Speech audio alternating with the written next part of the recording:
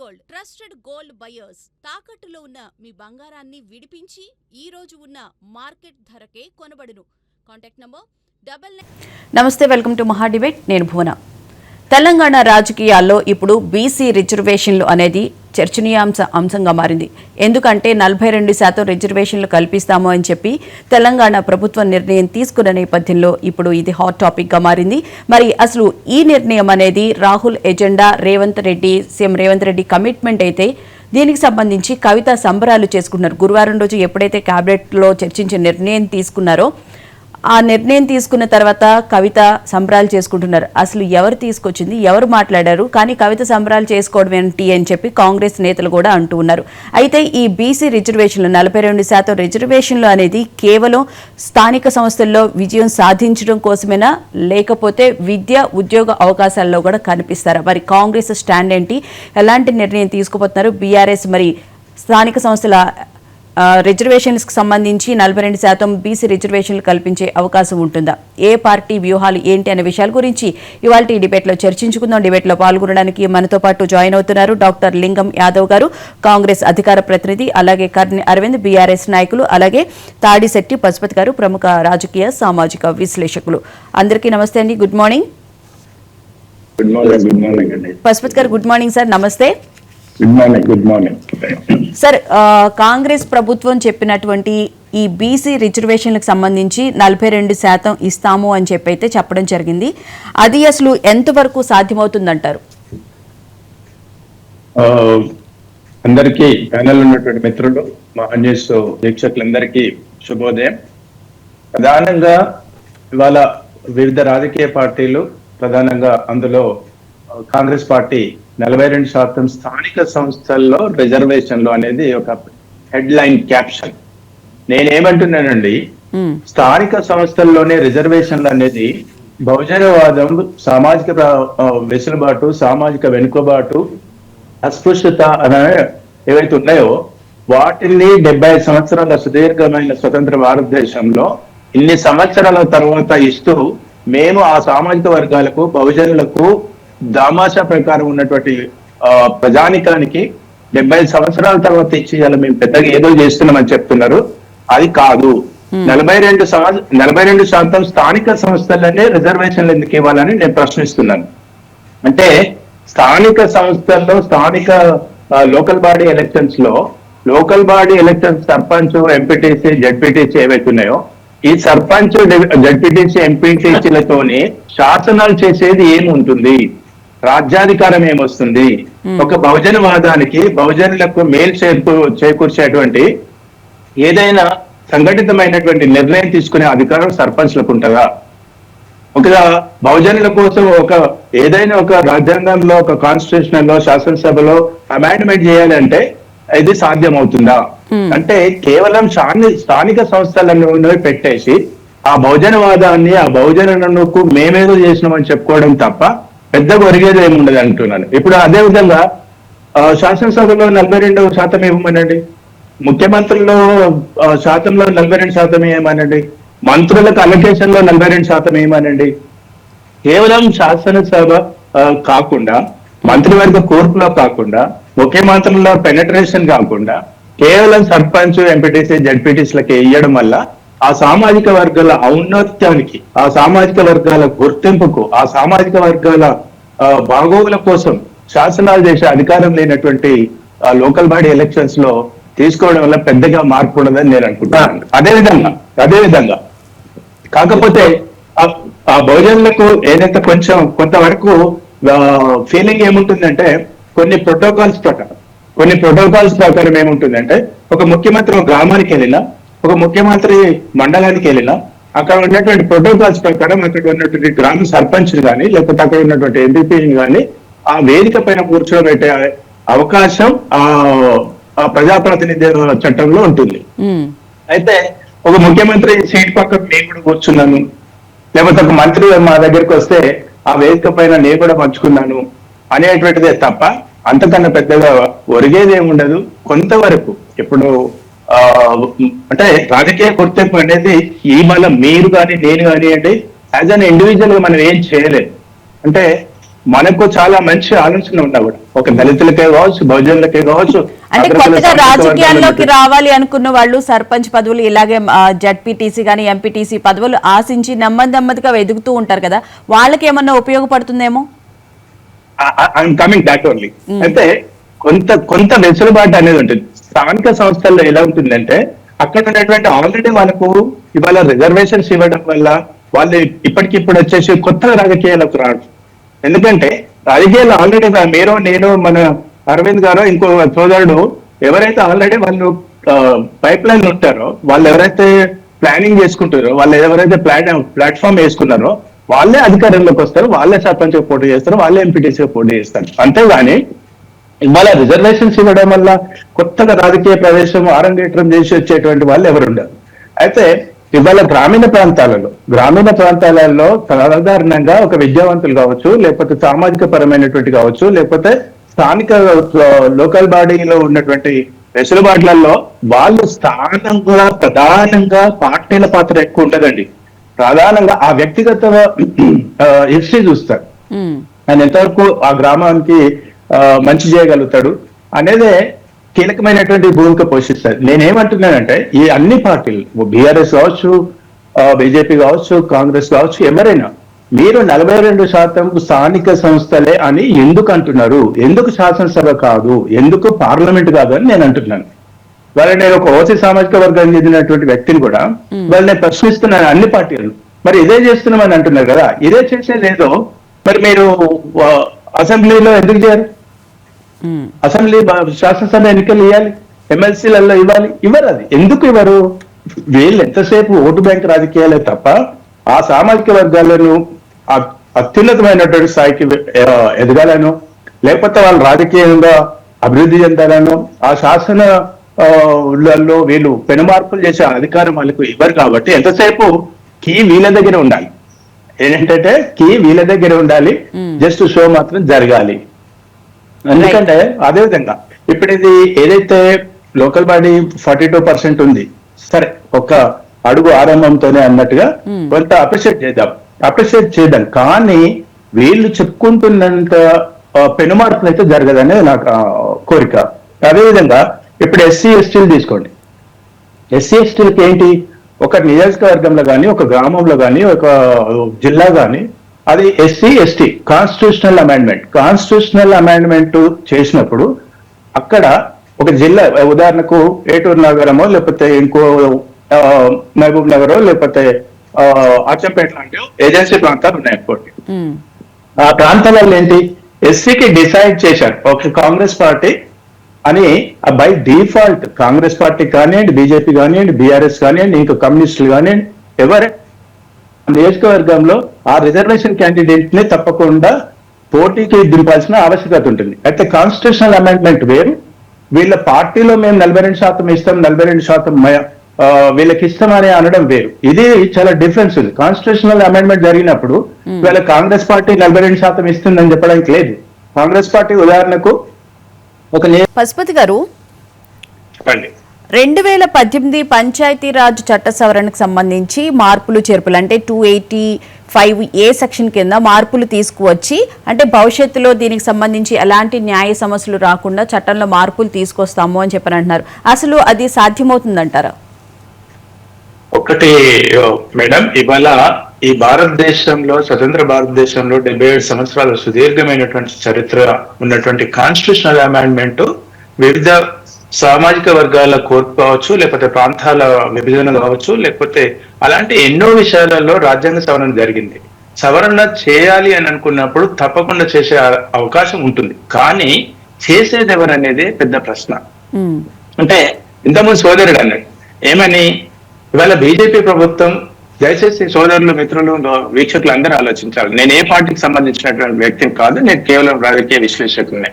అయితే దౌర్భాగ్యమైనటువంటి పరిస్థితి ఏంటంటే 1947 ఆగస్టులో మనకు స్వతంత్రం వచ్చి 77 సంవత్సరాల సుదీర్ఘమైనటువంటి ఒక జర్నీలో ఇప్పటి వరకు ఏ ప్రభుత్వాలు అధికారంలో ఉన్నాయి, వాళ్ళు ఎంత శాతం అధికారంలో ఉన్నారు, ఎంతకాలం వాళ్ళు పరిపాలించారు, ఆ పరిపాలనలో మరి ఈ బహుజనవాదం వాళ్ళకి ఎందుకు గుర్తు రాలేదు, ఎస్సీ ఎస్టీ ఎందుకు గుర్తు రాలేదు, ఇప్పటి వరకు గ్రామీణ ప్రాంతాల్లో కరెంటు లేక, రోడ్డు వసతులు లేక, మౌలిక వసతులు లేకుండా, స్కూల్ లేకుండా ఇవాళకి కూడా ఉంది అంటే వీళ్ళందరికీ ఇటువంటి అభివృద్ధి నోచుకున్నటువంటి ప్రాంతాలకు కారకులు ఎవరో ఆలోచించాలి. అంటే నేను ఒక బీజేపీనో, కాంగ్రెస్ నో, బీఆర్ఎస్ నో అంటలేదు. రాజకీయ పార్టీల నేపథ్యం ఆలోచిస్తున్నారు. ఇవాళ ఓటు బ్యాంక్ రాజకీయాలే తప్ప ఆనాడు డాక్టర్ బాబాసాహెబ్ అంబేద్కర్ గారు 10 సంవత్సరాల కోసం రిజర్వేషన్ అమలు పరిచినటువంటి ప్రపోజ్ చేసినటువంటి వ్యక్తి ఏం ఆలోచించాడు? 10 సంవత్సరాలలో ఈ అణగారిన వర్గాలు, బహుజనులు అప్లిఫ్ట్ అవుతారనే ఉద్దేశంతో ఆ రోజు 10 సంవత్సరాల కాల వ్యవధి ఎక్స్పెక్టేషన్స్ తో పెట్టింది. అంటే ఇలా 77 సంవత్సరాల తర్వాత కూడా మీరు ఆ వర్గాలను అణగదొక్కుతుండ్రే తప్ప ఆ వర్గాల యొక్క అభివృద్ధిని కాంక్షిస్తే, నిజంగా కనుక కాంక్షిస్తే 77 సంవత్సరాలు అవసరమా? అది ఆలోచించాలి. అయితే నేను ఇంతకుముందు అన్నాను, ఇప్పుడు సోదరుడు వెంకయ్య యాదవ్ గారు అన్నారు ఏమని, ప్రజాపాలన లేకపోతే బీసీలకు సర్పంచ్లు, ఎంపీటీసీలు, జడ్పీటీసీలు వస్తే రేపటి రోజున వాళ్ళు శాసనసభ కూడా జరగాలి. ఇవాళ కాన్స్టిట్యూషనల్ అమెండ్మెంట్, రాజ్యాంగ సవరణలు లేకుండా ఎస్సీలు కానీ, ఎస్టీలు కానీ పార్లమెంట్ లో కానివ్వండి లేకపోతే శాసనసభల్లో కానీ వాళ్ళు కాలుమోపేటువంటి అవకాశమే లేదు. బై డిఫాల్ట్ వాళ్ళు వద్దన్నా, అవునన్నా, కాదన్నా, వాళ్ళకు మనసులో ప్రేమ లేకపోయినా ఆ వర్గాలకు అన్ని శాసనసభ ఎన్నికలలో బీఫామ్లు ఇవ్వాల్సిందే. ఎందుకు? బై డిఫాల్ట్ కాన్స్టిట్యూషనల్ అమెండ్మెంట్ చేసినప్పుడే. మరి వాళ్ళు ఎందుకు చేయలేదు? కులగణన గత 77 సంవత్సరాలలో ఇప్పుడు వచ్చి 11 సంవత్సరాలు బీజేపీ ప్రభుత్వం కేంద్రంలో అధికారంలోకి వచ్చి, గతంలో కూడా అటల్ బిహారీ వాజ్పేయి గారు అధికారంలో ఉన్నారు, జనతా పార్టీ కొద్ది రోజులు ఉంది. But majority of the time line Congress పార్టీనే కదా కేంద్రంలో అధికారంలో ఉంది. ఈ రాష్ట్రంలో తెలంగాణ, ఉమ్మడి ఆంధ్రప్రదేశ్ లో ఉన్నటువంటి పార్టీలలో అధిక శాతం ఉన్నది కూడా కాంగ్రెస్ పార్టీ కదా.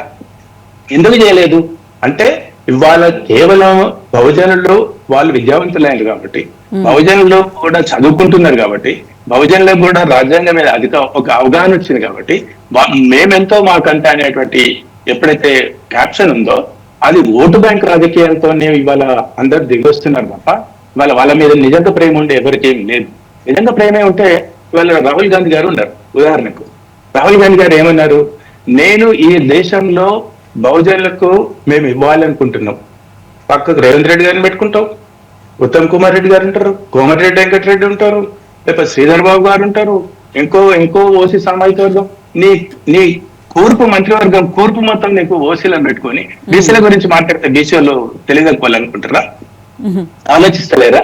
ఇవాళ ఓకే సరే సోదరుడు అన్నట్టుగా లేకపోతే ఎవరైనా కూడా ఏ ప్రభుత్వం అయినా ఒక నిర్ణయం తీసుకున్నప్పుడు ఒక తొలిమెట్టు వేయాల్సిందే, దాన్ని స్వాగతిద్దాం.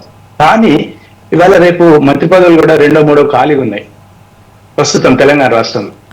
మరి ఈ 42% ఇస్తామని అంటున్నారు కదా, మరి 42% ముఖ్యమైన మంత్రి పదవులు అందులో ఇస్తారా? అది కూడా చెప్పాలి. అది కూడా చెప్తే మంచిదే కదా.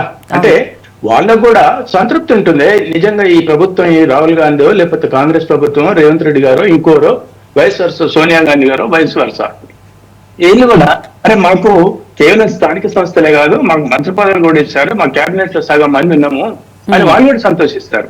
అంటే శాసనాలు చేసేటువంటి వడ్డించేవాడు మనోడు కాకపోతే మనకి ఎక్కడున్నా ఒక సామెత ఉంటుంది తెలంగాణలో, వడ్డించేవాడు మనోడు అయితే ఏ మూలకున్నా మనకు రావాల్సింది మనకు వస్తుందంట. అంటే ఆ వడ్డించేవాడు శాసనకర్త, శాసన నిర్ణయాధికారి, ఆ బహుజనవాదం కోసం ఆలోచించిన వాడు ఎన్ని సంవత్సరాలున్నా, ఈ 77 సంవత్సరాలు కాదు, ఇంకో 77 సంవత్సరాలు, 144 సంవత్సరాలు ఉన్నా ఓటు బ్యాంక్ రాజకీయాలతో తప్ప వాళ్ళు మనస్ఫూర్తిగా ప్రేమించో, మనస్ఫూర్తిగా వాళ్ళ అభివృద్ధిని కాంక్షించి చేసేటువంటి కార్యక్రమం అయితే కాదు.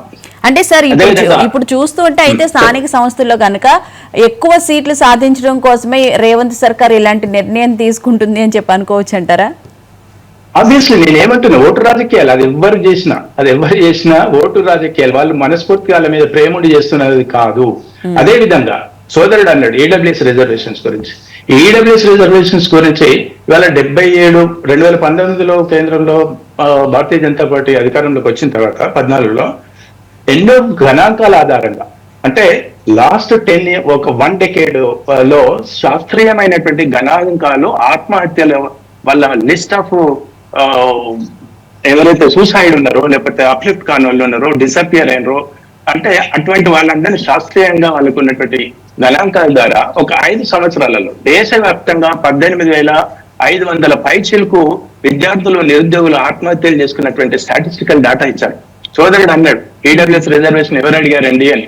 ఎవరు అడగకపోతే వాళ్ళేమి ఇవ్వలే. వాళ్ళకేమో మరి 2014లో అధికారంలోకి వచ్చారు.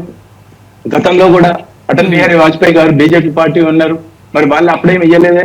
అంటే రాను రాను ఆ అగ్రపణ సామాజిక వర్గంలో ఆర్థికంగా వెసులుబాటు లేని వాళ్ళు, ఆర్థికంగా బలవంతులు కాని వాళ్ళు కులం పేరు చెప్పుకోలేక, మతం పేరు చెప్పుకోలేక, ప్రాంతం పేరు చెప్పుకోలేక అన్ని రకాలుగా అవహేళనకు గురవుతూ ఆత్మహత్యలు చేసుకున్నటువంటి గణాంకాల స్టాటిస్టికల్ డేటా ఇచ్చిన తర్వాత కేంద్రం దిగొచ్చి నరేంద్ర మోడీ గారి ప్రభుత్వంలో బీజేపీ ప్రభుత్వం ఈడబ్ల్యూఎస్ రిజర్వేషన్ ఇచ్చింది. దాని సోదరులు అనాలి. 77 సంవత్సరాలు ఇవ్వాలంటే ఇప్పటికే 77 సంవత్సరాలు 2019లో ఈడబ్ల్యూఎస్ రిజర్వేషన్ ఇచ్చారు. అంటే సుమారుగా 72 సంవత్సరాల చరిత్రలో ఏ రిజర్వేషన్ నోచుకున్నటువంటి అగ్రకుల సామాజిక వర్గంలో పేదలు మరి వాళ్ళ ఆత్మహత్యలు వీళ్ళకి కనిపించవా? మీకు కూడా తెలుసు కదా బీసీ సోదరులందరికీ. మా సోదరుడు అరవింద్ కానీ, లేకపోతే మన లింగం యాదవ్ గారు కావచ్చు, లేకపోతే ఆర్ కృష్ణ గారు కావచ్చు, మందకృష్ణ మాదిగ గారు కావచ్చు, లేకపోతే అడ్డంకి దయాకర్ లాంటి ఎస్సీ సామాజిక వర్గం చెందినటువంటి ఇట్లాంటి మేధావులందరూ కూడా ఈడబ్ల్యూఎస్ రిజర్వేషన్ ను వాళ్ళు కూడా హర్షించారు కదా, వాళ్ళు కాదనలేదు కదా. అదేవిధంగా ఒకటే నిమిషం, ఇప్పుడు కేంద్రంలో ఉన్నటువంటి స్టాటిస్టికల్ డేటా ప్రకారం అగ్రకుల సామాజిక వర్గాల్లోని పేదలు శానిటైజేషన్ అంటే డ్రైనేజ్ క్లీనింగ్, రోడ్ క్లీనింగ్ ఇట్లాంటివి ఉంటాయి కదా. ఓసీ సామాజిక వర్గాల్లోని పేదలు 18% పనిచేస్తారండి సఫాయి పనులు. అది ఎవరికి తెలుసు? ఎక్కడి నుండి పాసిబుల్? అది కేంద్ర ప్రభుత్వం ఇచ్చింది. రాష్ట్రాలు ఇచ్చినటువంటి గణాంకాల ఆధారంగా గవర్నమెంట్ ఆఫ్ ఇండియా అనౌన్స్ చేసింది. అంటే ఇవాళ ఓసీ సామాజిక వర్గాలు ఇప్పుడు ఉదాహరణకు అనుకుందాం. మీకు దయచేసి ఈ విషయంలో అందరికీ అంటే రిజర్వేషన్స్ బీసీల గురించి అనుకుంటున్నప్పుడు ఓసీలో ఉన్నటువంటి పేదల గురించి కూడా మాట్లాడాల్సిన ఆవశ్యకత ఉంది. ఉదాహరణకు ఈ రాష్ట్రంలో గతంలో బీఆర్ఎస్ ముఖ్యమంత్రి రేవంత్ రెడ్డి గారు కేసీఆర్ గారు ఓసీ, అప్పుడు ఉన్నటువంటి మంత్రులు ఎంతమంది ఓసీలు మీకు తెలుసు. మరి పక్క రాష్ట్రంలో ఉన్నటువంటి రాజశేఖర రెడ్డి గారు కొడుకు జగన్మోహన్ రెడ్డి గారు ఆయన ఓసీ, అక్కడ ఎంతమంది ఉన్నారు తెలుసు. అంటే కేంద్రంలో ఒక ఆర్టికల్ తీసుకొచ్చి, ఒక కాన్స్టిట్యూషనల్ అమెండ్మెంట్ తీసుకొచ్చి 103వ రాజ్యాంగ సవరణ ద్వారా చేసినటువంటి దాన్ని కూడా గత ప్రభుత్వం బీఆర్ఎస్ ప్రభుత్వం 2 సంవత్సరాలు అమలు పరచకుండా కాలయాపన చేసింది. ఎందుకు? మరి నువ్వు ఓసీ ముఖ్యమంత్రివే కదా, నువ్వు ఓసీ మంత్రులు ఉన్నారు కదా, ఓసీ ఎమ్మెల్యేలు ఉన్నారు కదా, కానీ పేదల కోసం ఇచ్చినటువంటి ఈడబ్ల్యూఎస్ రిజర్వేషన్ ను మీరు ఇంప్లిమెంట్ చేయడంలో మీరు వైఫల్యం చెందారు. 2 సంవత్సరాలు మీరు కాలయాపన చేశారు. ఎందుకు? ఇది కేవలం ఓటు బ్యాంక్ రాజకీయాలు. ఆ ఓటు బ్యాంక్ రాజకీయాలు 40%, 50% ఉన్నటువంటి బీసీలో మాకేమైనా రివర్స్ అవుతారు ఏమని అనుకుంటున్నారు. అంటే కాన్స్టిట్యూషనల్ అమెండ్మెంట్ చేసిందని కూడా మీరు ఒక రెస్పెక్ట్ ఇవ్వకుండా మీరు కాలయాపన చేసిండ్రు. అదేవిధంగా సోదరుడు అంటున్నారు పెద్దలు లింగం యాదవ్ గారు. ఉదాహరణకు ఒకటే ఇవాళ బీసీ క్యాప్ రిజర్వేషన్ క్యాప్ 50% దాని క్యాప్ ఉంది, దాన్ని తీసేయాలంటున్నారు. దానికి ఈడబ్ల్యూఎస్ రిజర్వేషన్ కాన్స్టిట్యూషనల్ అమెండ్మెంట్ జరిగినా కూడా బీసీకి ఒక ప్రైవేట్ కాలేజ్ ఉంటుంది. ఒక నీట్ ఉదాహరణకు తీసుకుంటారు. నీట్ అనే దాంట్లో దేశవ్యాప్తంగా ఉన్నటువంటి సీట్లలో 1,80,000 సీట్లు ఉంటాయి. అందులో ఈ క్యాప్ ఏదైతే ఉందో 50%, మోర్ దెన్ 50% క్యాప్ అనేది ఉంటుంది 10% రిజర్వేషన్స్ ద్వారా. అది కేవలం ప్రభుత్వ కాలేజీలు మాత్రమే రిజర్వేషన్స్ ఉంటాయి, ప్రైవేట్ లో ఉండవు. కానీ బీసీలకు కానీ, ఎస్సీలకు కానీ, ఎస్టీలకు కానీ ప్రైవేట్ కాలేజీలో వర్తిస్తారు రిజర్వేషన్. అంటే రాజ్యాంగంలో చేసినటువంటి మార్పును కూడా ఎలా దొక్కేస్తున్నారో మీరు అర్థం చేసుకోవడం కోసం చెప్తున్నారు. రేపు ఇవాళ కాంగ్రెస్ ప్రభుత్వం కానివ్వండి, లేకపోతే ఇంకో పార్టీ కానివ్వండి, కాన్స్టిట్యూషనల్ అమెండ్మెంట్ చేసినా కూడా ఇంప్లిమెంటేషన్ రాష్ట్రాలకు ఉన్నటువంటి వెసులుబాటు, రాష్ట్రాలకు ఉన్నటువంటి పవర్స్ ను వీళ్ళు మిస్యూజ్ చేసేటువంటి అవకాశం కూడా ఉంటుందని చెప్పడానికి నేను ఇంత డీటెయిల్ ఎక్స్ప్లెయిన్ చేస్తున్నాను. అయితే నీట్ లో అంటున్నారు చూడండి, 60% ఆల్రెడీ 10% ఎక్కువైపోయింది, 60% ఇంప్లిమెంట్ అవుతుంది ఈడబ్ల్యూఎస్ రిజర్వేషన్. కాదండి, దయచేసి ఎప్పుడైతే అడిషనల్ సీట్స్ ను ఒక ఉదాహరణకు ఉస్మానియా మెడికల్ కాలేజ్ లో 200 సీట్లు ఉంటే 20 సీట్లు అదనంగా పెంచేసి ఆ 20 సీట్లను పెంచిన 20 సీట్లను మళ్ళీ డివైడెడ్ చేసి 5 వాళ్ళకి ఇస్తున్నారు, 5 వీళ్ళకి ఇస్తున్నారు. అప్పుడే ఆ 50-50 అంటే 110 డివైడెడ్ బై 2 ఎట్లయితుంది? మళ్ళీ 55 సీట్స్ టెక్నికల్ గా డివైడ్ అవుతున్నాయి కాబట్టి ఓవరాల్ గా 50% డివేట్ కావట్లేదు. అది సోదరులు కూడా గుర్తించాలని తెలియజేస్తున్నాను. అయితే నేనేమంటున్నాను, దయచేసి వాళ్ళ ఈ బడుగు బలహీన వర్గాలకు కాన్స్టిట్యూషనల్ లో రిజర్వేషన్ అమెండ్మెంట్ చేయకుండా వాళ్ళకు సరైనటువంటి ప్రాతినిధ్యం, శాసన నిర్ణయాలు తీసుకునేటువంటి పోస్టులు లేకుండా కేవలం మళ్ళీ ఇవాళ మేనేజర్ ఉంటారు ఒక ఆఫీస్ లో. సింపుల్ ఎగ్జాంపుల్, మేనేజర్ ఉంటారు, కింద అంటే ఆఫీస్ అసిస్టెంట్ ఉంటాడు. ఆఫీస్ అసిస్టెంట్ కు నేను బీసీని పెట్టుకున్నా, ఎస్సీని పెట్టుకున్నా అంటే మేనేజర్ తో నడుస్తుందా, ఆఫీస్ బాయ్ నడుస్తుందా? ఇవాళ అదే ఉంది రాజకీయాల్లో కూడా. కేవలం అది గ్రామీణ వార్డు మెంబర్ లో సర్పంచ్ అనేది ఇక రాజకీయంగా అక్కడే స్టార్ట్ అవుతుంది వాస్తవానికి. అంటే మీరు అంత అట్టడుగు స్థానం నుండి మీరు అప్లిఫ్ట్ చేస్తామని అంటే 70 సంవత్సరాల తర్వాత అది వాళ్ళకు ప్రజలు ఆలోచిస్తారు, బీసీలో ఉన్నటువంటి మేధావులు ఆలోచిస్తారు. అలాంటి అంటే ఎటు కాకుండా ఏ పార్టీకి చెందినటువంటి మేధావుల మేము కూడా అంటే సామాజిక పరంగా వేరే కులానికి చెందినప్పటికీ కూడా ఆ వర్గాలకు జరిగినటువంటి అన్యాయాన్ని నేను ఇంత డీటెయిల్ గా మీకు చెప్పదలుచుకున్నాను.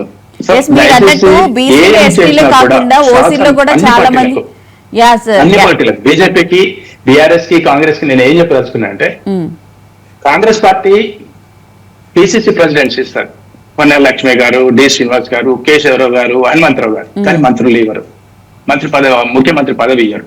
బీఆర్ఎస్ వాళ్ళే ఓసి, వాళ్ళే వెలమ, ఆయన కొడుకే వర్కింగ్ ప్రెసిడెంట్, వాళ్ళు కనీసం పార్టీ ప్రెసిడెంట్ ఇయ్యారు. బీజేపీ ఉంటారు. బీజేపీ మొన్న సరే ఓసీ బ్రాహ్మణ సామాజిక వర్గానికి చెందినటువంటి వ్యక్తి, అంతకు ముందు వాళ్ళు కూడా బీసీ ముఖ్యమంత్రిని చేస్తా అన్నారు. మరి బీసీ ముఖ్యమంత్రిని కనీసం వాళ్ళు అనౌన్స్ చేశారు.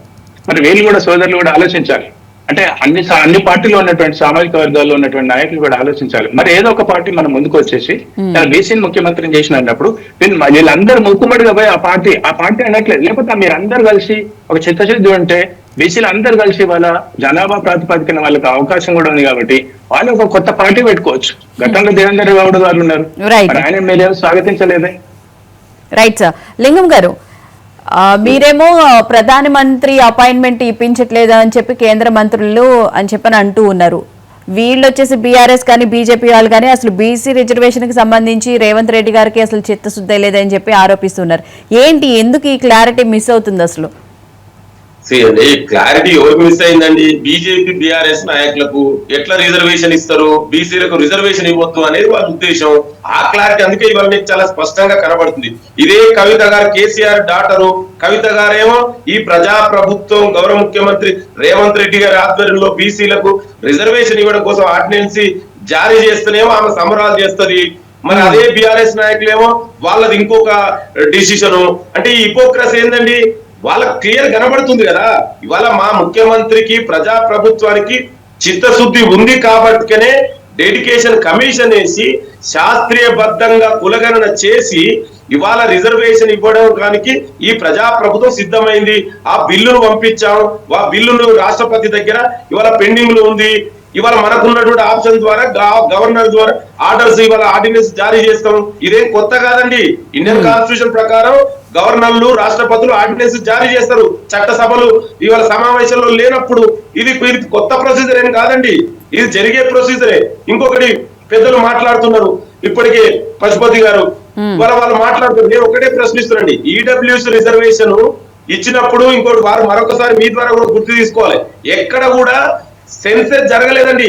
అవన్నీ కూడా కాదు సెన్సెస్. ఇవాళ that is the population census లెక్క క్యాస్ట్ సెన్సెస్, అందుకే సెన్సెస్ జరగాలి. అయినా కూడా మేము ఎవరు అక్కడ అడ్డుకోలేదని, పేదలు ఎవరైనా వెనకబడిన పేదలందరూ కూడా న్యాయం జరగాలంటున్నాం.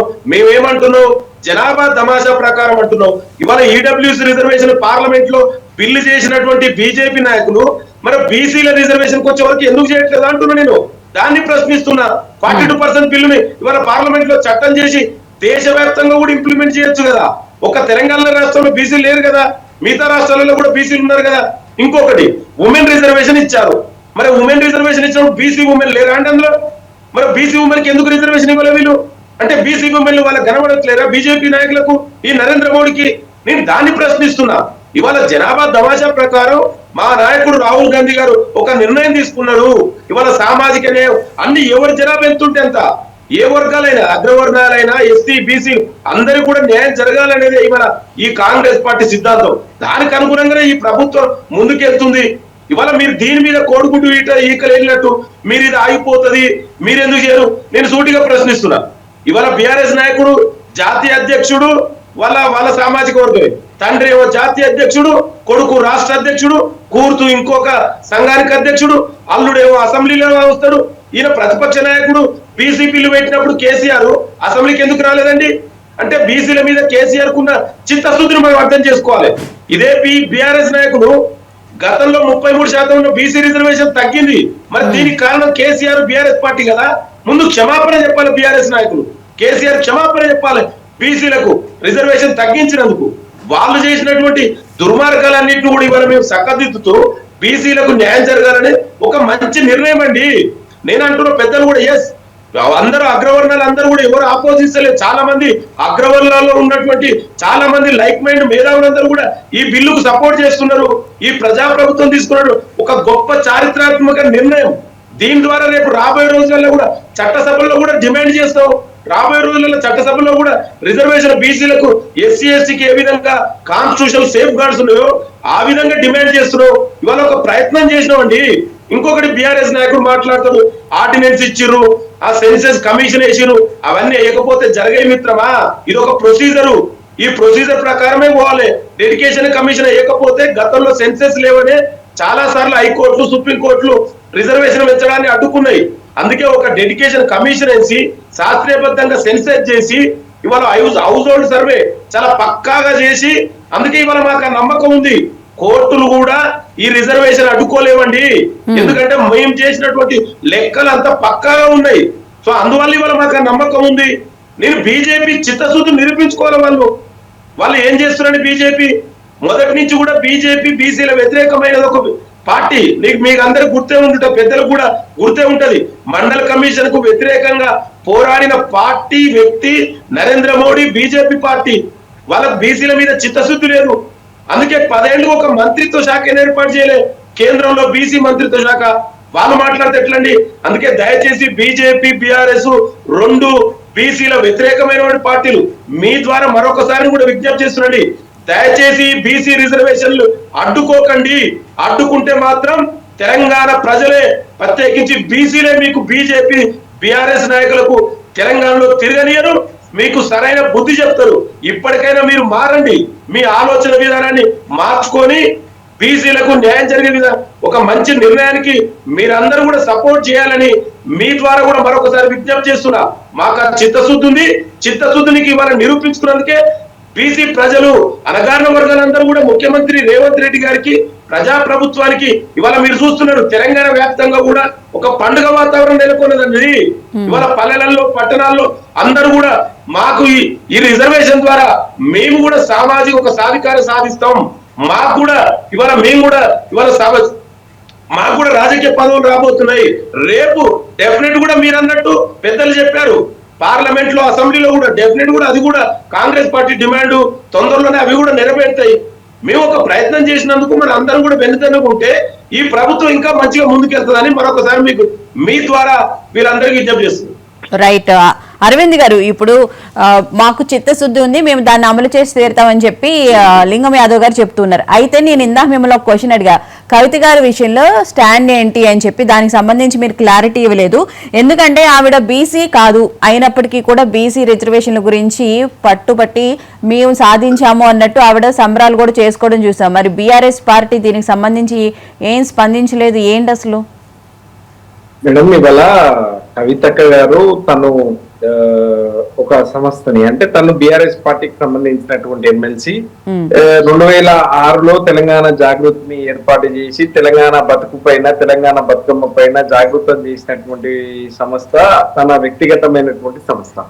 అయితే ఒక 2 నుంచి 3 సంవత్సరాల ముందు యునైటెడ్ పూలే ఫ్రంట్ అనేటువంటి ఒక దాన్ని తీసుకొని వచ్చి దానికి సంబంధించి అన్ని వర్గాల ప్రజలు, అన్ని కులాలు, బీసీలో ఉన్నటువంటి అన్ని కులాల వాళ్ళని ప్రతినిధులుగా పెట్టుకుని తను పలుమార్లు రాష్ట్ర కేంద్ర ప్రభుత్వాల పైన పోరాడినటువంటి మాట మాత్రం వాస్తవం. అయితే అక్క ఎంతసేపు కూడా తను అనేక సందర్భాల లోపల కూడా మాట్లాడినరు, తను బీసీ కాదు, ఈమెకి ఎందుకు అవసరం అని. నిజంగా ఈ రాష్ట్రంలో ఉన్నటువంటి బీసీలందరూ కూడా మేమెంతో మాకంతా ఉండాలి, చట్టసభలలో కూడా మా ప్రాతినిధ్యం ఉండాలి, రాజకీయంగా, ఆర్థికంగా, సామాజికంగా బీసీలందరూ కూడా ఎదగాలి అని చెప్పి తన ఆలోచనలో భాగంగా రాష్ట్ర కేంద్ర ప్రభుత్వాల పైన, అంటే మరి 10 సంవత్సరాలు అధికారంలో ఉన్నప్పుడు ఎలాంటి నిర్ణయం తీసుకున్నటువంటి పార్టీ ఇప్పుడు సడన్ గా ఈ బీసీల గురించి ఎందుకు నెత్తిన పెట్టుకుంటుంది? అందుట్లో కవిత గారు భాగస్వామ్యం అయ్యాను అని చెప్పి కూడా అంటూ ఉన్నారు.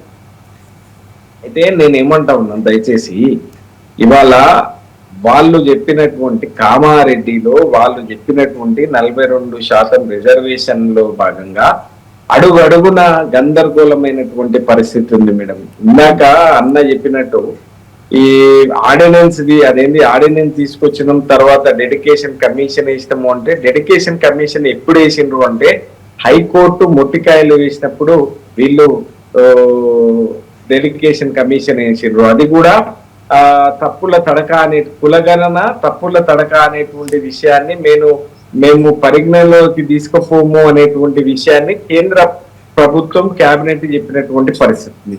రెండో అంశం ఇక్కడ తెలంగాణ రాష్ట్రంలో ఇవాళ మేడం దయచేసి రేవంత్ రెడ్డి గారు ఏమంటారు అంటే, ఇది మేము షెడ్యూల్ 9 లో చేర్చమని చెప్పి కేంద్రానికి కోరినాము అనేటువంటి విషయాన్ని వాళ్ళు చెప్తా ఉన్నారు. పదే వాళ్ళు ఇక్కడ ఉంచింది ఆగ మేఘాల మీద అసెంబ్లీ తీర్మానాన్ని చేసి పంపి ఇవాళ అది ఎక్కడ ఉన్నటువంటి పరిస్థితి ఉంది అని అంటే, అది రాష్ట్రపతి దగ్గర ఉన్నటువంటి పరిస్థితి ఉంది. సరే, మరి రాష్ట్రపతి చట్ట సవరణ జరిగిన తర్వాత ఇవన్నీ అవుతాయి, రిజర్వేషన్లు కానివ్వండి, ఇంకొకటి కానివ్వండి. ఈ రాజ్యాంగంలో ఏవైనా వాళ్ళు కూడా ఇవ్వచ్చు అనేటువంటి మాట సరే పెద్దలు చెప్తా ఉన్నారు. నేను ఒకటే మాట నేనేమంటా ఉన్నాను అంటే, ఈ సువిశాలమైనటువంటి భారతదేశంలో ఏది జరిగినా పార్లమెంటరీ పద్ధతిలా చట్ట సవరణ జరిగినప్పుడు మాత్రమే అది అమలు అవుతుంది, అది చట్ట భద్రత ఉంటది. మేము అందుకనే అడుగుతా ఉన్నాం మేడం, మాకు ఆర్డినెన్స్ వద్దు, చట్టమే ముద్దు అనేటువంటి విషయాన్ని మేము చెప్తా ఉన్నాం. ఇవాళ ఆగ మేఘాల మీద వచ్చి ఇంటింటి సర్వే చేసిండ్రు, దాని లెక్కలేడున్నాయి అని అంటే అది చెప్పరు. ఆ తర్వాత డెడికేషన్ కమిషన్ వేసినాము అంటున్నారు. ఎప్పుడు వేసిండ్రు అని అనుకుంటే కేంద్రం అది హైకోర్టు మొట్టికాయలు వేస్తే ఇవాళ వేసినటువంటి పరిస్థితి. ఈ ఆర్డినెన్స్ ద్వారా దయచేసి నేను ఏమంటా ఉన్నాను అంటే, ఈ ఆర్డినెన్స్ ద్వారా కోర్టులలో చిక్కుముడులు ఏర్పడేటువంటి అవకాశం ఉన్నది. ఇది మీరు ఎట్లా చేస్తారు అని చెప్పానంటే, ఒకసారి రేవంత్ రెడ్డి గారు ఏమంటారు అంటే, పార్టీ పరంగా నేను రిజర్వేషన్లు కల్పిస్తా అని ఒకసారి మాట్లాడతారు, ఇంకొకసారి రాజ్యాంగబద్ధంగా నేను అమలు చేస్తాను అనేటువంటి విషయాన్ని ఇంకొకసారి మాట్లాడతారు. ఇప్పుడు ఏమని చెప్పి మాట్లాడుతా ఉన్నారు, ఆర్డినెన్స్ తెచ్చి నేను తీసుకొస్తాను అనేటువంటి విషయాన్ని మాట్లాడుతా ఉన్నారు. అంటే మేమేమంటా ఉన్నాము, ఈ రాష్ట్ర ప్రభుత్వానికి చిత్తశుద్ధి కనుక ఉంటే ఇవాళ గతంలో అనేక సందర్భాల లోపల వాళ్ళ పార్టీకి సంబంధించినటువంటి వాళ్ళందరూ కూడా పోయేటువంటి క్రమంలో, లేదు అనుకుంటే ఇంటింటి సర్వే చేసినప్పుడు బీసీల జనాభా ఎంతవరకు ఉన్నది, ఏంది ఉన్నది అనేటువంటి విషయాన్ని కూడా ఇంకా క్లియర్ గా వాళ్ళు పెట్టలేదు అనేటువంటి అఫీషియల్ దాంట్లో పెట్టవలసినటువంటి అవసరం ఉంటుంది మేడం. అయితే అరవింద్ గారు, నేను నాకు ఒక విషయం క్లారిటీ చెప్పాలి. మీరు కవిత గారు బీఆర్ఎస్ తరపునే పోరాటం చేస్తున్నారా లేదా, ఆ విషయంలో క్లారిటీ కావాలి మేడం. ఇవాళ నేను ఒకటే విషయాన్ని చెప్తా ఉన్నా, కవిత గారు బీఆర్ఎస్ పార్టీకి సంబంధించినటువంటి ఎమ్మెల్సీ, తనకు దయచేసి జాగృతి అనేటువంటి సంస్థ తన వ్యక్తిగతమైనటువంటి సంస్థ ఉన్నది. ఆ తర్వాత పూలే యునైటెడ్ ఫ్రంట్ ఆఫ్ పూలే సంబంధించి అసెంబ్లీలో పూలే విగ్రహాన్ని ఏర్పాటు చేయాలి. తర్వాత రాష్ట్రంలో వీళ్ళు చెప్పినటువంటి 42% బీసీలకు ఇవ్వాలని చెప్పి తను బీసీల గురించి మాట్లాడుతున్నటువంటి మాట వాస్తవం madam. Right, thank you Arvind గారు, థ్యాంక్ యూ సో మచ్ అండి. Thank you so much Pashupati గారు, thank you so much doctor Lingam Yadav గారు డిబేట్ లో పాల్గొన్నందుకు. ఇది ఇవాళ మహా డిబేట్. చూస్తూనే ఉండండి మహా న్యూస్.